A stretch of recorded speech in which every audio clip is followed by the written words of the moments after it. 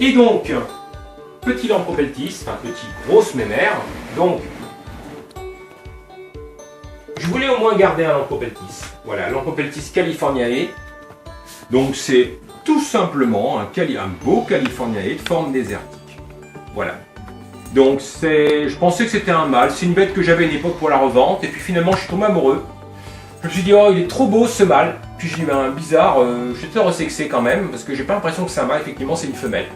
Donc voilà, bon peu importe. Hein, voilà, c'est un animal qu'on trouve de moins en moins maintenant dans les élevages, je sais pas. Mais enfin qu'on trouve de moins en moins. Disons que avant les lampros, quand je dis avant, c'était on va dire il y a 10 ans. Il y a 10 ans, oh t'es du lampro. Oh, encore du lampro. Oh, lampro, non, j'aime pas. Oh, j'aime pas la forme de la tête. Ah, mais j'aime pas, ça mange les serpents. Tout ça, toutes les imbécilités qu'on peut entendre à droite à gauche, même si c'est vrai qu'ils sont amphiophage, potentiellement, surtout ceux-là. Mais c'est pas pour ça qu'il faut pas les aimer. Il faut s'adapter. Hein. Voilà. Et aujourd'hui, on a quand même, de par un petit peu ce que je regarde, en survolant un petit peu le marasme terrariophile, ben, il y a quand même des gens qui s'intéressent aux Lampropeltis, qui arrivent à les placer en ne faisant pas des prix de débiles. On a quelque chose qui s'appelle un petit marché, voilà, on peut le dire comme ça. Voilà, une économie de marché minuscule, mais qui existe. Il y a vraiment des passionnés, voilà, des Lampropeltis, alors que ce soit les Triangulum, les Californiae, les Mexicana, que sais-je encore, et autres Pyromélana. Ben voilà, moi je trouve que c'est un serpent qui est intéressant. Moi j'ai jamais eu trop le feeling avec les Californiae. À chaque fois j'en avais, je le faisais bouffer. Et lui, elle est gentille.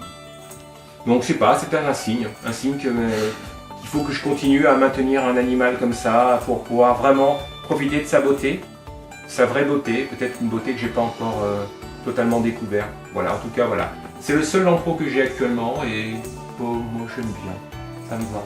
Et voilà. nickel. Petite demoiselle. Voilà pour les lampros. Après, qu'est-ce qu'on a? Il paraît que j'ai élevé des gutes à une époque.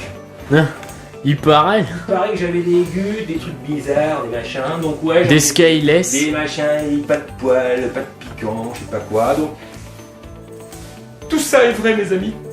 J'ai fait l'élevage de scaleless. J'étais riche. Mais oui, c'est clair. Non, je rigole. J'en vivais. Et puis, bah maintenant, j'ai gardé le plaisir, en fait, d'avoir quelques petites bébêtes qui me plaisent. Alors, j'ai pas le courage de tout vous montrer, mais je vais vous montrer quand même quelques trucs sympas que j'aime bien. Bon, après, j'ai pas une tonne de bêtes non plus, mais voilà.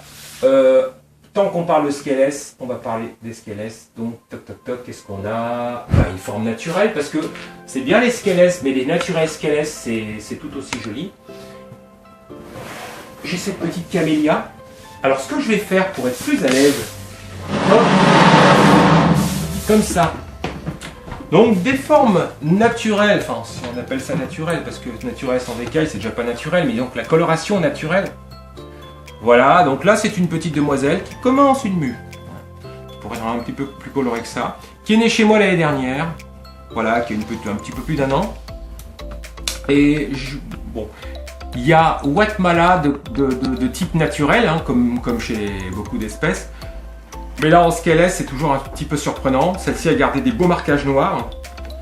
Et du coup, j'ai décidé de la garder parce que bon, quand j'ai bradé toutes mes bêtes à la fin de ma société, et finalement, je me suis dit, qu'est-ce que je garde la scaleless ou pas? Bah oui, bien sûr. Qu'est-ce que je garde? Un tel, ok.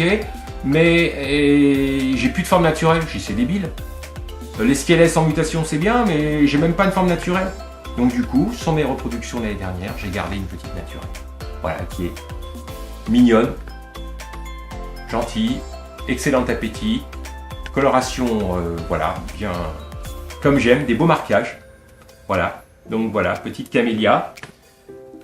Et puis on verra bien ce qu'on fera avec. Pire des cas, on fera du barbecue. Avec le barbecue, c'est très bon, ça. C'est comme une chipolata. Oui, c'est sympa, les saucisses de serpent. C'est délicieux. Voilà, alors après, qu'est-ce qu'on a en mutation? Mutation scaleless, top. Bah tiens, tant que je suis là, on va avoir carrément autre chose. Donc ça, c'est pareil, je trouve ça... Quand c'était bébé, je trouvais joli, mais je trouvais génétiquement intéressant, mais voilà. Alors il est un peu speed, hein. Ultramel Aneri. Alors, je vais essayer d'y aller tout doucement, me rapprocher un petit peu de Je vais zoomer. l'objectif, histoire que vous puissiez en profiter un peu quand même. Alors l'Ultramel Aneri, c'est une mutation que j'ai eu l'occasion d'avoir en 2013. Voilà, bon bah les premiers ont été vendus parce que j'avais pas le choix, hein, fallait que je vende. Et puis là maintenant, ben j'ai décidé d'en garder un. Voilà, et bah, je suis pas déçu parce que il prend une coloration un peu gris parme, violet. Voilà, c'est l'Ultramel et c'est l'Aneri. En fait, l'Ultramel, c'est une forme d'albinisme qui a déconné avec l'Hypo Ultra, voilà, pour faire simple. Plus l'Aneritrice, donc ça fait un truc assez clair avec des gris, des teintes, un gris un peu rose-violette. J'ai vu des adultes chez Reptilis qui étaient gris et vert, truc de ouf quoi.